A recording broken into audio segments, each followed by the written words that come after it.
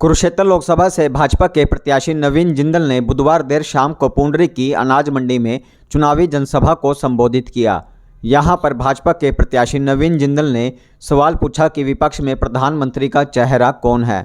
उन्होंने कहा कि यह देश के प्रधानमंत्री चुनने का चुनाव है, इसलिए सोच समझ कर वोट दें।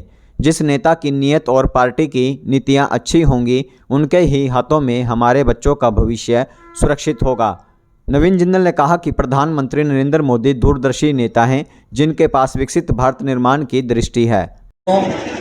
मेरे भाइयों, मेरे नौजवान साथियों, सुन रही मेरी माताओं बहनों, मेरा बड़ा सौभाग्य है जो आज आप लोगों के दर्शन करने का मुझे मौका मिला।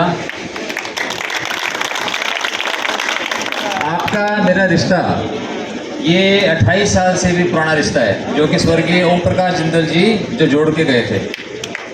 फिर आप लोगों ने मुझे 10 साल तक मुझे देश की सेवा का मौका दिया। मेरे मन में थी हमेशा कि मैं कुछ देश के लिए करके दिखाऊं। वो मौका भी आप लोगों ने मुझे दिया और उन 10 सालों के अंदर मैंने बहुत सूझबूझ से, बहुत दिल से संसदीय क्षेत्र के अंदर भी गांव-गांव के अंदर काम करवाए। मैं उनको गिनवाना नहीं चाहता, आपको सब पता है। और संसद के अंदर भी महत्वपूर्ण मुद्दों के ऊपर मैंने चर्चा की, चर्चा में हिस्सा लिया। कई बड़े बड़े काम वहाँ पे करवाए। जैसे आज जो खाद्य सुरक्षा की हम बात करते हैं, ये बातें आप लोगों को पता नहीं है, लेकिन मैं बताना चाहता हूँ। आज जो 80 करोड़ लोगों को जो आज नरेंद्र मोदी जी हमारे प्रधानमंत्री जो आज राशन दे रहे हैं, उसकी शुरुआत जो है आपके सांसद ने 2006 के अंदर करी थी। 2006 के अंदर मैं प्राइवेट मेंबर रेजोल्यूशन लेकर के आया। फिर वो चलते चलते उसके समर्थन मिला उसको।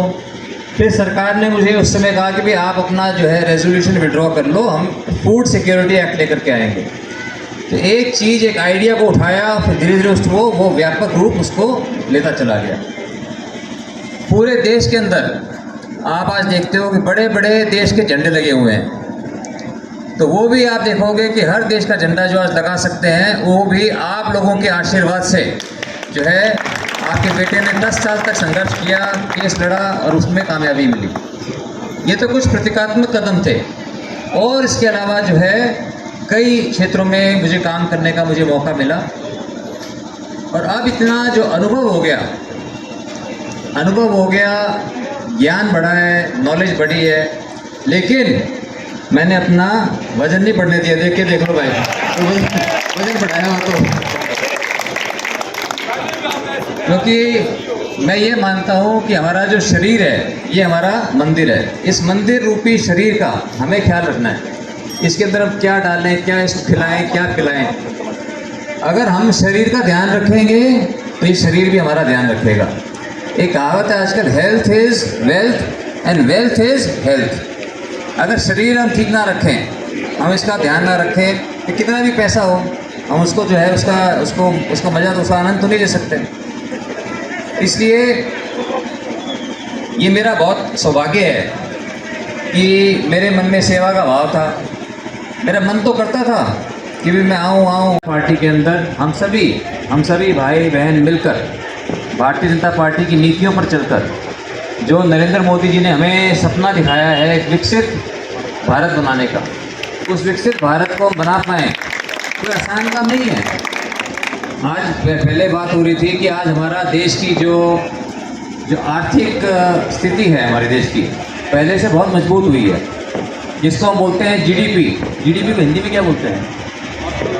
अर्थव्यवस्था तो एक वो हो गया, हाँ, घरेलू विकास दर। हाँ, ये हुई ना बात। किसने बताया ये बात?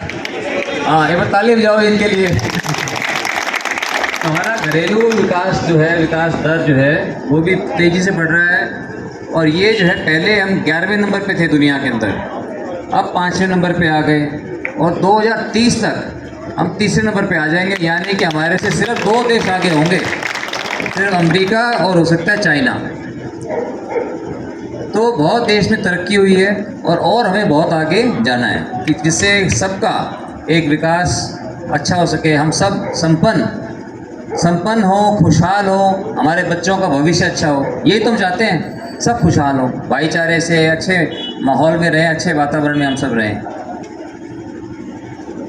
हमारा बहुत सौभाग्य है कि जो कल तक हमारे यहाँ से सांसद थे वो आज हमारे मुख्यमंत्री नायब सैनी जी, वो जैसे कि सुभाष जी बता रहे थे, उनका बहुत लगाव है इस इलाके से, बहुत सरल स्वभाव के हैं, बहुत उच्च विचारों के हैं। तो हम सारे, मोदी जी हमारे जो है प्रधानमंत्री होंगे, नरेंद्र, और हमारे नायब सैनी जी मुख्यमंत्री होंगे, आपका बेटा आपका सांसद होगा, विधायक भी आपके यहीं बैठे हैं, ठीक है ना, आपके विधायक भी जो है भारतीय जनता पार्टी के होकर सारे भाई बहन मिल करके आप लोगों की सेवा करेंगे, विकास के काम करेंगे।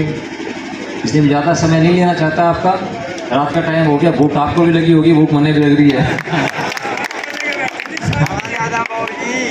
हाँ जी, इसलिए मैं ज़्यादा आपको इंतज़ार नहीं करना चाहता। तो दो मेरी विनती है, एक तो 1 तारीख को पोल्ट्री अनाज मंडी के अंदर माननीय मुख्यमंत्री जी आएंगे, बड़ी रैली होगी, तो आप सब जो है आप वहाँ पर आएँ। मैं आपको न्योता देने के लिए आया हूँ कि आप आओगे, रैली की शोभा बढ़ेगी, आप गाजे बाजे के साथ, ढोल धमाके के साथ आप जो है इस रैली में आप आइए।